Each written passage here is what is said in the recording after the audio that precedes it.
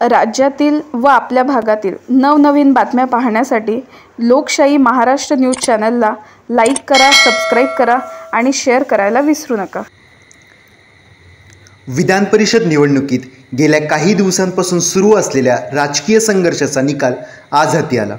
विधान परिषद निवडणुकीतील महायुतीचे विजयी उमेदवार भाजप पंकजा मुंडे, योगेश टिळेकर, अमित गोरखे, परिणय फुके, सदाभाऊ खोत, शिवसेना भावना गवळी, कृपाल तुमाने, राष्ट्रवादी काँग्रेस शिवाजीराव गर्जे, राजेश विटेकर व महाविकास आघाडीकडून काँग्रेस प्रज्ञा सावंत व शिवसेना मिलिंद नार्वेकर हे उमेदवार विजयी झाले आहेत.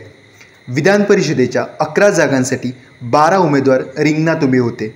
त्यामुळे कोणत्या उमेदवाराचा पराभव होणार याची उत्सुकता सर्वांनाच लागली होती. त्यामध्ये भाजपकडे संख्याबळ असल्याने भाजपचे 5ही उमेदवार विजयी होतील असा विश्वास भाजप नेत्यांचा होता. तर महायुती म्हणून आमचे सर्वच 9 उमेदवार जिंकतील असा दावाही भाजपच्या नेत्यांकडून केला जात होता.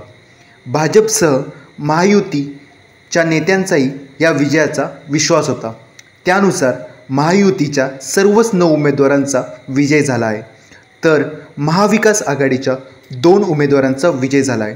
शेतकरी कामगार पक्षाचे जयंत पाटील पराभूत झाले आहेत.